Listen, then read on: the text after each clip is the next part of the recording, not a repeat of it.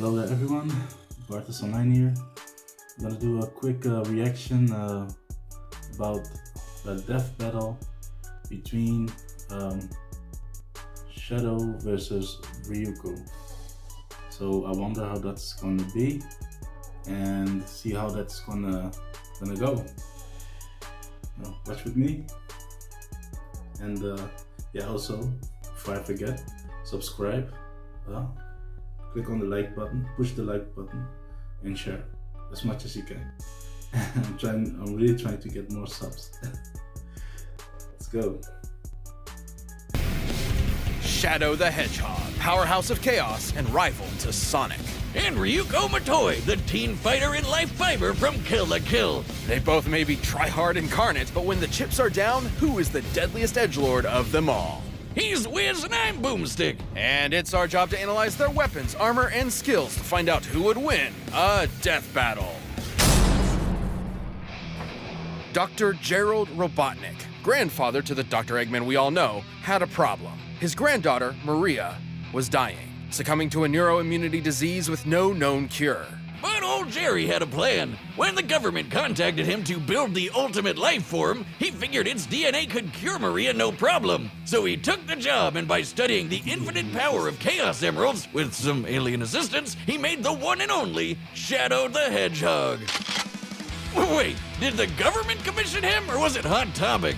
Better question, since when were Hedgehog's ultimate disease-curing life forms? I mean, Gerald's prototype was a lizard, which sort of makes sense as certain reptiles have regenerative tissue, but then he went from this to a hedgehog. Okay? Who cares if he's a lizard, hedgehog, squirrel, or whatever, Wiz? All that matters is he's super badass looking, super badass sounding, and is super powered by chaos. Literally. Shadow's powers are directly tied to those of the Miracle Gem's Chaos Emeralds. He can tap into their power for incredible feats, similar to his Blue Blur rival. Likely for this very reason, he actually possesses many of the same abilities as Sonic. You know, the guy who's so fast he can almost outrun a black hole? Spin attacks, homing attacks, spin dashes, etc. But unlike his blue buddy, Shadow's not afraid to get serious and bust out some lead. Hey Sonic, why use a spin attack when you've got a goddamn gun or a sword as big as you? Look at that thing! He's used some of the same power-ups that Sonic's picked up, like heat barriers and magnetic lightning shields. But he also has some unique gear all of his own. His air shoes are way cooler than Sonic's sneakers. They can boost his speed to match Sonic's and also let him fly, kind of. He's even got some gear attached that lets him attack at the speed of light. However, all of these abilities and equipment are mere accessories to Shadow's true power, the might of chaos itself. Even without an emerald on hand, Shadow can summon similar power, manifesting attacks like Black Tornado, Chaos Blast, or the deadly Chaos Spear. But even though they totally asked for Doc Jerry to make Shadow, the feds got spooked and tried to shut down the project, and that's when things went bad. Like, really bad. Shadow was successfully sealed away, but in the crossfire, a life was lost. Maria. Locked up and super pissed off, Shadow had plenty of time to work on his angsty poetry, and Jerry had time to give him fake memories and a need for revenge against all humanity. Wiz, you think we're ever gonna find a scientist who doesn't go totally bonkers? I mean, what about me? Okay. Well, since Maria was Shadow's only real friend, revenge seemed like a good idea, which was a serious problem considering just how powerful he is. He can teleport, slow down, or even stop time, and even time traveled a bit. And just like any teenage boy, he's got some serious mood swings he doesn't like to talk about. Which can actually affect his abilities. With negative emotion, his raw power intensifies. With positive emotion, he gains more control. But when it comes down to it, the government may have been right to worry. Shadow possesses so much power, even he can't always control it. Chaos powers are crazy. Sonic once used all 7 of the Chaos Emeralds to literally rebuild the Earth. This is why Shadow wears inhibitor rings, which limit how much chaos energy he can release at once. When he does remove them, what he loses in control is made up for by a massive increase in power, enough to match that of a whole Chaos Emerald. What? What are you looking at? Is that, do you have a ring on your robot arm? It was a gift? Cool. Well, good luck with that. All the rings I've given out to people always get sent back eventually. Anyway, Spiky Head's so powerful, he teleported an entire space colony and even a giant asteroid. Plus, he's held back this huge space plant monster. And of course, tapping into the power of additional Chaos Emeralds increases his power to unbelievable heights. By doing a tango with all 7, he can turn into Super Shadow. Now, without power rings, this form can't stick around for more than a full minute. But while he's golden, he's got super enhanced abilities, is basically invulnerable, and he can fly. Base Shadow's not only survived being shot out of a cannon, but he's just as tough as Sonic, who survived the space station Death Egg exploding right in front of him. Most impressively, as Super Shadow, he and Supersonic were fired into planet Aquarius, obliterating it. This would take over a whole exaton of TNT.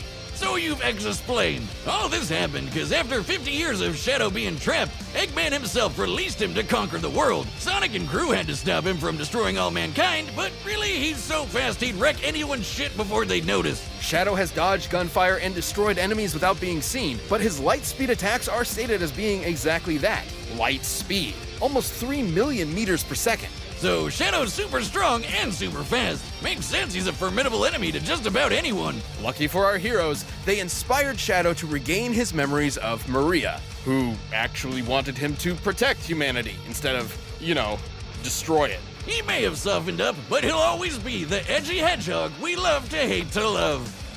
Understood. Initiating the mission now.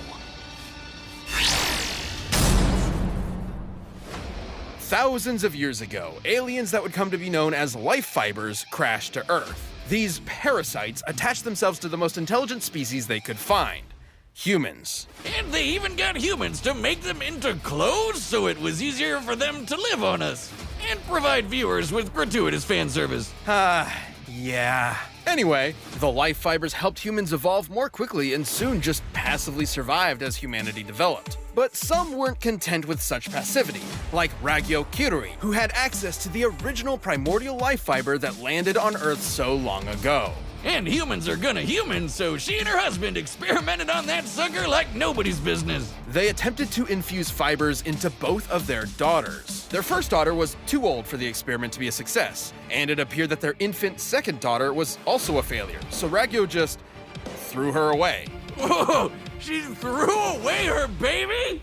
Kinda reminds me of how my dad just threw away our relationship.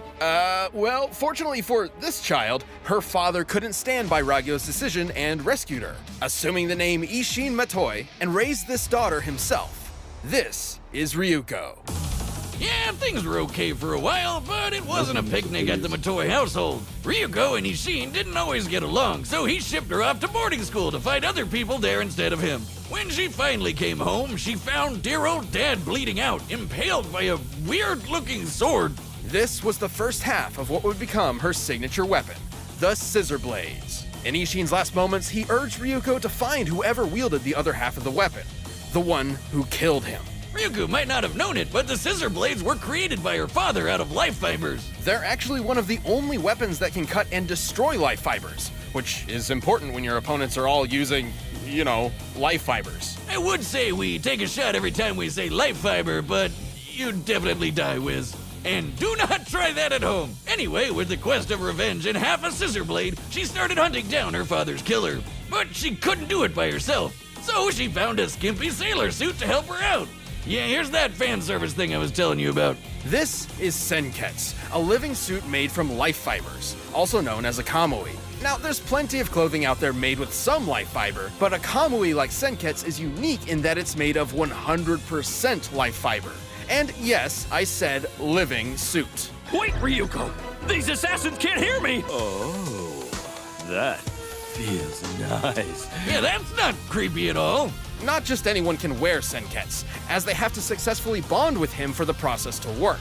Lucky for Ryoko, she absolutely could, in no small part thanks to the life fibers infused within her body when she was an infant. See, Mom, you trash person, it did work. And when she and Senketsu learned how to work together, there wasn't much that could stand in their way. He's more than just a sailor outfit. As a life fiber construct, Senketsu can absorb other life fibers to increase his own power, allowing him to transform to gain new abilities. His Senjin form makes him super spiky, and his Shifu form turns Ryoko into a badass fighting rocket. He's also able to combine both the Senjin and Shifu forms for more versatility. Admittedly though, each of these transformations comes at a cost for Ryuko as they're fueled by Senketsu consuming her blood. This is most dangerous in his Berserker form that occurs when Ryuko gets too upset and Senketsu loses control. If not stopped in time, she could die from too much blood loss. But most impressive is when Ryuko straight up goes flying Super Saiyan and Senketsu turns into his Kisaragi form. It's way more powerful and uses even more of her blood. What's the deal? Is Senketsu a vampire? Well, a popular theory suggests that it's all a metaphor for puberty. Senketsu pulling out Ryuko's blood is symbolic of menstruation, and the skimpier outfits visualize acceptance of sexuality and adulthood, except she's a teenager who already went through puberty? Wiz, do you have a daughter? No. I thought so.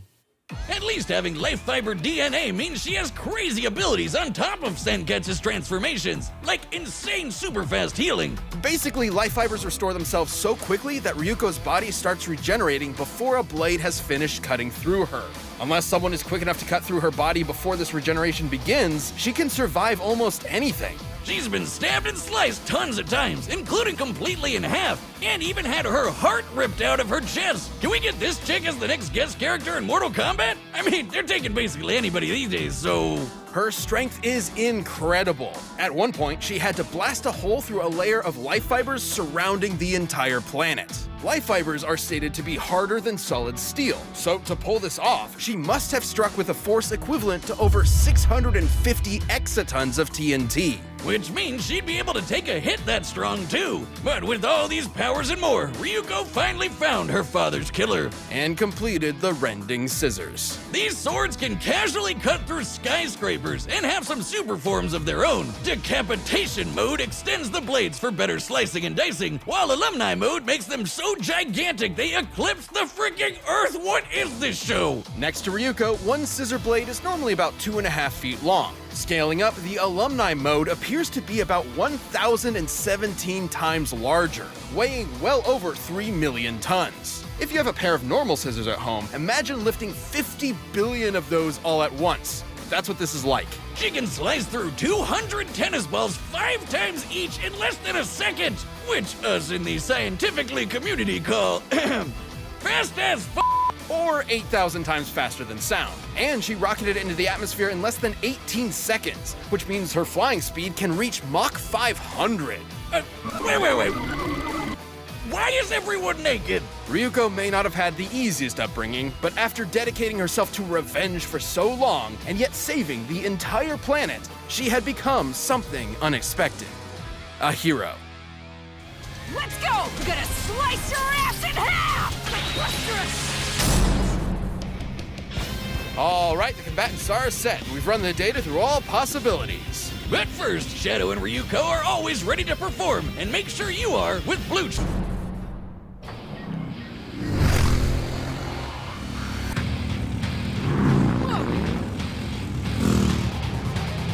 Hey!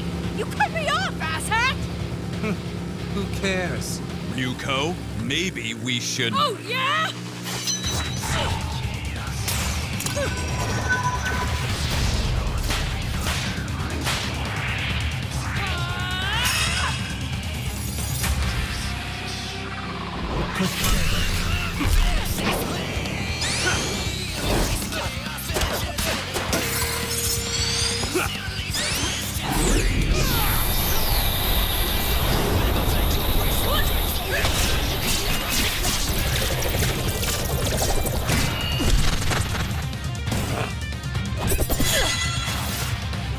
Chaos control!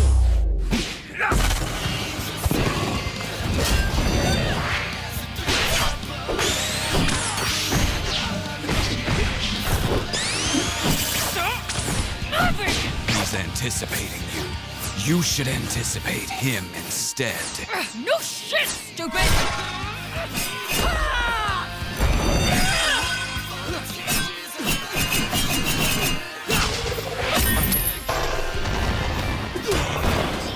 Damn.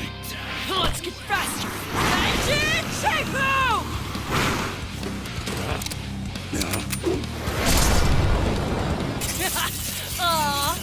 mommy pack that sword for you?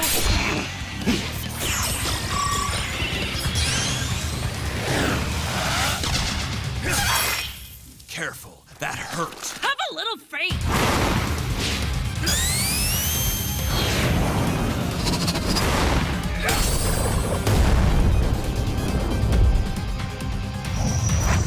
Time to end this. Behold my power! Senket Kisaragi!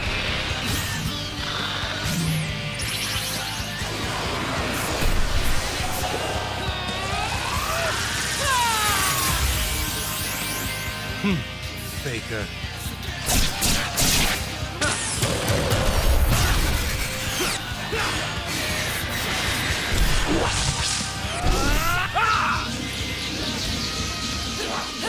Scissor blade! Alumni mode! Sayonara, dipshit!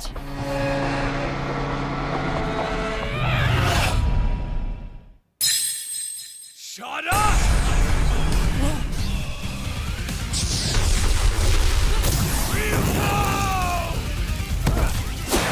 Chaos Blast.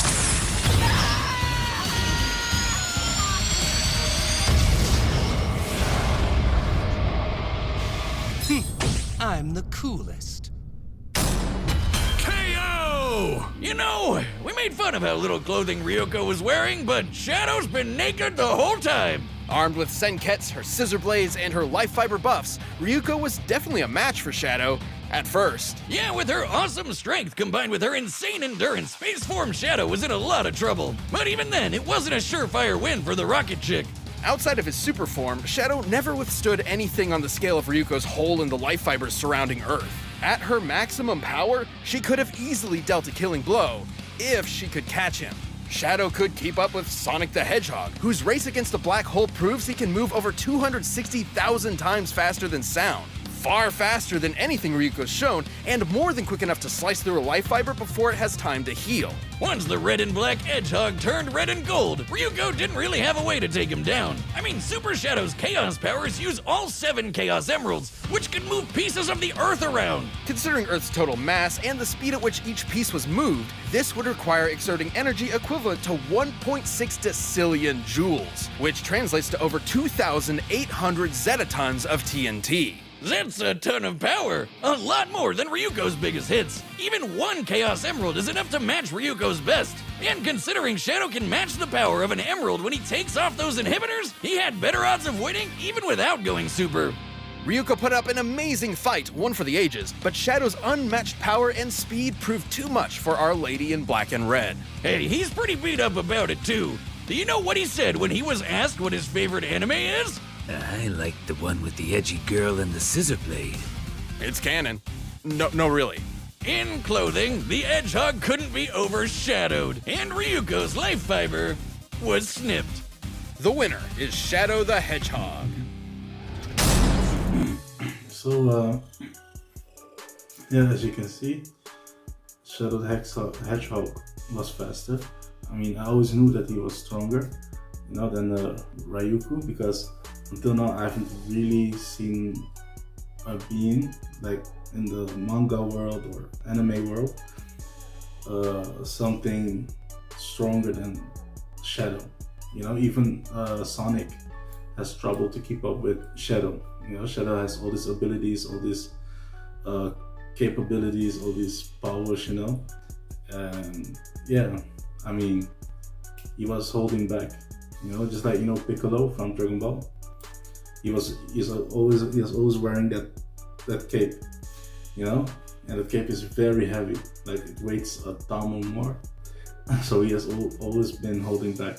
So the same thing is with Shadow. I used to like Sonic, but when I met Shadow, when I saw like the anime about Shadow and everything, I was like, whoa, like Shadow is more cooler. It's like Shadow is the cooler version of Sonic, the Hedgehog.